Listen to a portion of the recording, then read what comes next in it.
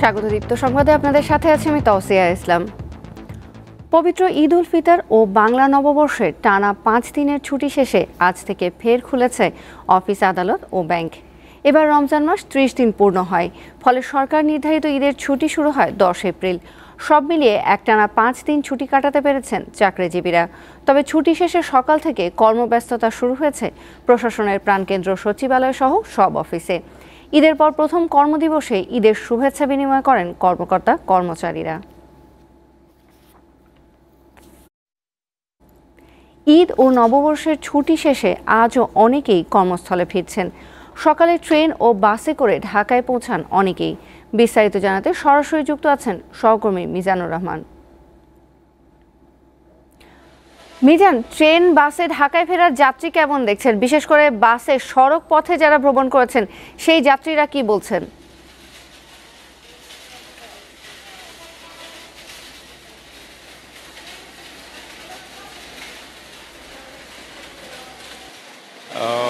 আমি তো আসলে কমলাপুরে আছি। কিছুক্ষণ আগে বিভিন্ন বাস কাউন্টার ঘুরে এসেছি, সেখানে দেখেছি মানুষের একটা ভিড় ছিল। এখন কমলাপুরের রেল স্টেশনে আছি। কিছুক্ষণ আগে দিনাজপুর থেকে একতা এক্সপ্রেসের একটি ট্রেন কমলাপুর স্টেশনে পৌঁছেছে এবং আমরা দেখতে পেয়েছি যে ঘরে ফেরার সময় মানুষের যে একটা চাপ ছিল, এখন ঢাকায় ফেরার সেই চাপটা লক্ষ্য করা যাচ্ছে। আপনি জানেন যে আজকে অফিস, আদালত সহ বিভিন্ন প্রতিষ্ঠান খুলছে স্বাভাবিকভাবে। কর্মদিবসের প্রথমে মানুষজন আসছে। সকাল থেকে কমলাপুর রেল স্টেশনে বেশ কয়েকটি ট্রেন এসেছে। আমরা ঈদের আগে বাড়ি ফেরা মানুষের যেরকম একটি নির্বিঘ্ন যাত্রা দেখেছিলাম রেল স্টেশন থেকে, সেই রকমই স্বাভাবিকভাবে আসতে পেরেছেন যাত্রীরা। অর্থাৎ কোথাও কোনো গোলযোগ হয়নি বা যাত্রাপথে কোনো বিঘ্ন সৃষ্টি হয়নি বলে আমাদেরকে এই যাত্রীরা জানিয়েছে। তবে ঈদের আগে উত্তরবঙ্গগামী যে কয়েকটি ট্রেনে মানুষের বেশি চাপ ছিল ট্রেনের উপরে এবং ইঞ্জিনের উপরে করে বাড়ি ফেরা, আজকেও কিন্তু একতা এক্সপ্রেসে সেই বিষয়টি লক্ষ্য করা গেছে। মানুষ এখানে বিভিন্ন বগিতে তো লোক ছিলই, বগির বাইরে ছাদের উপরে, এবং আমরা দেখতে পেয়েছি ইঞ্জিনের উপরেও মানুষজন ট্রেনে করে কমলাপুর স্টেশনে পৌঁছেছে। যদিও কর্তৃপক্ষ বারবারই ট্রেনে উপরে, ছাদের উপরে ভ্রমণ, ইঞ্জিনের উপরে ভ্রমণ নিরুৎসাহিত করে আসছে। তবে স্টেশন ম্যানেজার ঈদের আগে যেমনটি বলেছিলেন যে এই উত্তরবঙ্গগামী কয়েকটি ট্রেনে মানুষের যে চাপ থাকে সেই চাপ আসলে সামাল দেওয়া কঠিন হয়ে যায়। বিশেষ করে যে নিম্ন আয়ের মানুষ, বিশেষ করে তৈরি পোশাক খাতের সাথে জড়িত পোশাক শ্রমিকরা, অন্যান্য যে সমস্ত শ্রমজীবী কর্মজীবী মানুষ আছে তাদেরকে কোনোভাবেই নিরুৎসাহিত করা যায় না। বিভিন্নভাবে উদ্যোগ নেওয়ার পরেও তারা ব্যর্থ হয়েছে। কর্তৃপক্ষ এরকম একটি বিষয় আমাদেরকে জানিয়েছেন। আপনি জানেন যে এবার সড়ক সহ রেলপথে মানুষের যাত্রা খুবই নিশ্চিন্ত ছিল। ঈদের আগে আমরা দেখেছি, যদিও ছুটি খুব বেশি ছিল।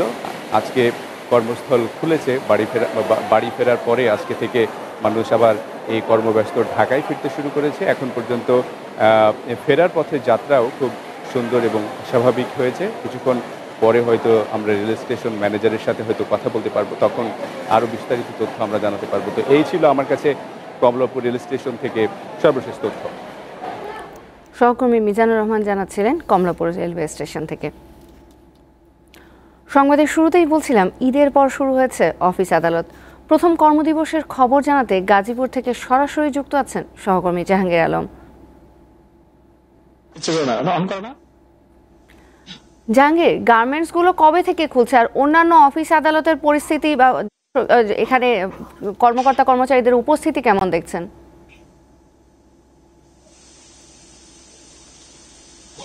জি, তো আজ ঈদের ছুটির পর কিন্তু প্রথম কর্মদিবস। দীর্ঘ ছুটির পর আজকেই প্রথম দিন আসলে সরকারি এবং ব্যাংক, বীমা অফিসগুলো আজকে প্রথম কার্যক্রম শুরু করেছে। আমরা এই মুহূর্তে একটি ব্যাংকের শাখা রয়েছে, এখানে ইসলামী ব্যাংক কালিয়াকৈর শাখায় রয়েছে। এই ভবনে কিন্তু আমরা জানি যে 4টি ব্যাংক রয়েছে, Agrani bank, AB bank, Uttara bank এবং ইসলামী ব্যাংকের কালিয়াকৈর শাখা। এই শাখাগুলো আমরা প্রত্যেকটি শাখাতে আমরা দেখেছি ব্যাংকের কর্মকর্তা কর্মচারীরা কিন্তু যথাসময়ে অর্থাৎ 10টার পর থেকে উপস্থিত হয়েছে। এবং আমরা যদি একটু দেখাতে চাই যে কর্মব্যস্ততার মধ্যেই ব্যাংক কর্মকর্তারা রয়েছে, তারা কাজ করছে সকাল 10টার পর থেকে। এবং গ্রাহকের উপস্থিতি যদিও কিছুটা কম রয়েছে, আমরা দেখতে পাচ্ছি সকাল থেকে হয়তো বেলা বাড়ার সাথে সাথে আরো বাড়বে। আমরা যে পোশাক কারখানার কথা বলেছেন, পোশাক কারখানার কিন্তু দীর্ঘ ছুটি রয়েছে, অর্থাৎ আগামী কাল এবং পরের দিন পোশাক কারখানাগুলো খুলবে এবং পোশাক কারখানা খোলার পর থেকে আসলে কর্মব্যস্ততা আমাদের এই শিল্প দূষিত গাজীপুরে আরো বেড়ে যাবে। পাশাপাশি আমরা ঢাকা টাঙ্গাইল এবং ঢাকা ময়মনসিংহ মহাসড়কেও কিন্তু খোঁজ নিয়েছি, সেখানে দেখা গেছে অন্যান্য দিনের সাথে যানবাহনগুলো দীর্ঘ চাপ রয়েছে এবং চাপের কর্মস্থলে কিন্তু ফিরতে শুরু করেছে। আমরা ব্যাংকের শাখাগুলোতে কথা বলেছি, তারা আমাদের জানিয়েছেন যে হয়তো বেলা বাড়ার সাথে সাথে গ্রাহক আরো বাড়বে। প্রথম দিন যেহেতু সেহেতু গ্রাহক সংখ্যা কম, কিন্তু কর্মকর্তা এবং কর্মচারীদের উপস্থিতি কিন্তু যথেষ্ট পরিমাণ রয়েছে। তৌসিয়া। সহকর্মী জাহাঙ্গীর আলম জানাচ্ছিলেন গাজীপুর থেকে।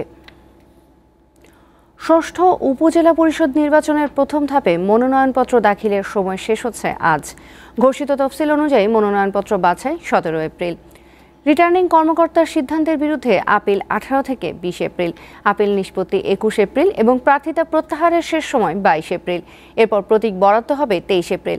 আর প্রথম ধাপে 152টি উপজেলায় 8 মে ভোট গ্রহণ অনুষ্ঠিত হবে। এবার মনোনয়নপত্র শুধুমাত্র অনলাইনে দাখিল করা যাবে। জামানতের টাকাও মোবাইল ব্যাংকিংয়ের মাধ্যমে জমা দিতে পারবেন প্রার্থীরা। দ্বাদশ সংসদ নির্বাচন বর্জন করার পর এবার স্থানীয় নির্বাচনেও অংশ না নেওয়ার দলীয় সিদ্ধান্তের কথা জানিয়ে দিয়েছে বিএনপি। এ বিষয়ে বিস্তারিত জানাতে এবার দিনাজপুর থেকে সরাসরি যুক্ত আছেন সহকর্মী সুলতান মাহমুদ। সুলতান, দিনাজপুরের কয়টি উপজেলায় প্রথম ধাপের ভোট হচ্ছে? আর আজই তো সময় শেষ হয়ে যাচ্ছে, বিএনপির সমর্থকরা মনোনয়নপত্র জমা দিতে পারেন কি না এ বিষয়ে আপনি কিছু জানতে পেরেছেন কি?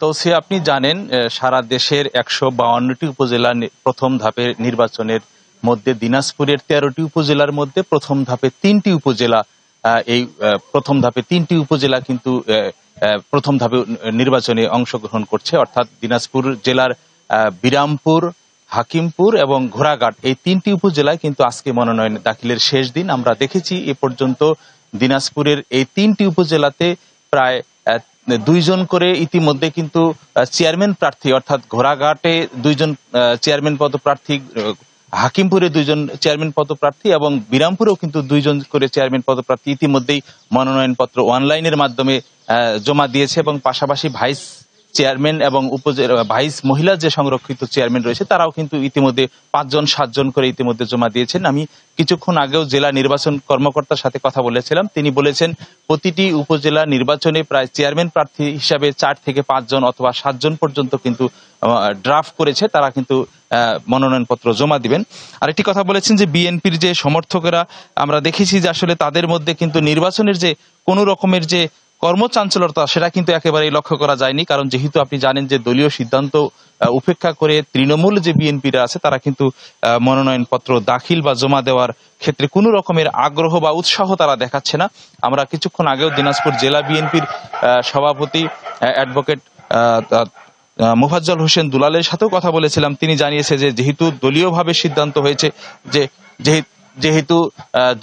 সিদ্ধান্ত হয়েছে যে বিএনপি কোনোভাবেই এই নির্বাচনে বা এই সরকারের অধীনে নির্বাচনে যাবে না, সেহেতু তারা অটল রয়েছে এবং তৃণমূল থেকে কোনো পর্যন্ত কিন্তু বিএনপির সমর্থক বা বিএনপির দলীয় পদধারী কোনো নেতাকর্মীরা রয়েছে যারা এখন পর্যন্ত তারা এই উপজেলা নির্বাচনে আগ্রহ দেখাননি এবং তারা কোনো রকমের মনোনয়নপত্র দাখিল করেনি। তবে এখন পর্যন্ত আমরা দেখেছি যে 3টি উপজেলা যেহেতু প্রথম ধাপে নির্বাচন অনুষ্ঠিত হচ্ছে, শুধুমাত্র অনলাইনের মাধ্যমে চেয়ারম্যান, ভাইস চেয়ারম্যান এবং মহিলা সংরক্ষিত যে ভাইস চেয়ারম্যান প্রার্থীরা রয়েছেন তারা অনলাইনের মাধ্যমে মনোনয়নপত্র দাখিল করছেন এবং আজকে বিকাল 4টা পর্যন্ত তাদের যে মনোনয়নের যে শেষ সময়টুকু তারা কিন্তু এই সময় পর্যন্ত আমরা বিস্তারিত জানাতে পারবো যে মোট 3টি উপজেলায় প্রতিটি উপজেলাতে কয়জন করে চেয়ারম্যান প্রার্থী এবং মহিলা ভাইস চেয়ারম্যান প্রার্থী এবং ভাইস চেয়ারম্যান যে প্রার্থী মোট 3 জন করে প্রার্থী মনোনয়নপত্র দাখিল করতে পারবেন সেই বিষয়টি আপনাকে বিস্তারিত জানাতে পারবো। তৌসিয়া। সহকর্মী সুলতান মাহমুদ জানাচ্ছিলেন দিনাজপুর থেকে। ঈদ আর পহেলা বৈশাখ ঘিরে গতিশীল হয়েছে দেশের অর্থনীতি। দুটি উৎসবের কারণে অতিরিক্ত কেনাকাটা ও লেনদেন হয়েছে। এর পরিমাণ প্রায় 2.25 লাখ কোটি টাকার মতো বলে জানান ব্যবসায়ী ও অর্থনীতিবিদরা। চড়া মূল্যস্ফীতির মধ্যে অতীতের যে কোনো সময়ের চেয়ে এবারের ঈদে বেশি কেনাকাটা ও লেনদেন হয়েছে। দোকান মালিক সমিতির তথ্য মতে ঈদে 1,70,000 কোটি টাকার মতো লেনদেন হয়েছে। এর মধ্যে শুধু পোশাক কেনাকাটাতেই লেনদেন হয়েছে 34,000 কোটি টাকা। নতুন করে টাকা সার্কুলেশন হয়েছে প্রায় 1,65,000 থেকে 1,70,000 কোটি টাকা। তার কাছে যে খবরটা সেটা হচ্ছে প্রায় 50-50-তে আমরা চলে এসেছি, বিদেশি পণ্য এবং দেশীয় পণ্য। এই ক্ষেত্রে আমরা মনে করি আমাদের এসএমই খাতকে যদি সরকার আরেকটু প্রণোদনা দেয় এবং এসএমই খাতের দিকে যদি একটু নজর দেন, সেই ক্ষেত্রে আমরা আগামী 5 বছরের মধ্যে আমরা এটাকে 80% নিয়ে যাব। ঈদের আগে গতি পেয়েছে প্রবাসী আয়ও। কেন্দ্রীয় ব্যাংকের হালনাগাদ তথ্য অনুযায়ী এপ্রিলের প্রথম 5 দিনে রেমিটেন্স এসেছে 4,950 কোটি টাকার বেশি। এর ধারাবাহিকতা ধরে রাখার উপর গুরুত্ব আরোপ করেন বিশ্লেষকরা। যে অর্থনীতি একটা ইতিবাচক ধারায় ফিরে আসে এই ঈদের সময়, ঈদকে কেন্দ্র করে যে অর্থনীতি গড়ে উঠেছে, মিলে প্রায় 50-60 হাজার কোটি টাকার মতো একটা ব্যবসা বাণিজ্য হবে। সারা বাংলাদেশ ছড়িয়ে গেলে একটা বিরাট অঙ্ক। কোরবানির ঈদে দেশের অর্থনীতি আরও চাঙ্গা হবে, এমনটি মনে করেন ব্যবসায়ী ও অর্থনীতিবিদরা।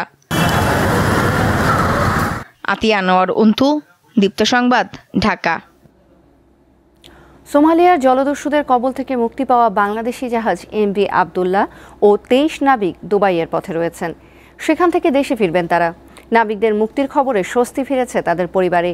এদিকে কর্তৃপক্ষ স্বীকার না করলেও সোমালিয়ার গণমাধ্যম জানিয়েছে $50 লাখ মুক্তিপণ নিয়েছে জলদস্যুরা। এই চক্রের 8 জনকে গ্রেপ্তার করেছে সোমালিয়ার পুলিশ।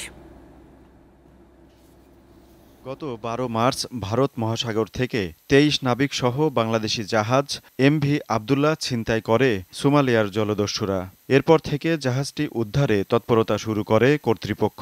রবিবার জাহাজ কর্তৃপক্ষ জানায় শনিবার রাতে জাহাজ সহ নাবিকদের মুক্তি দেয় জলদস্যুরা। আমার সাথে যোগাযোগ হয় জাহাজের ক্যাপ্টেনের।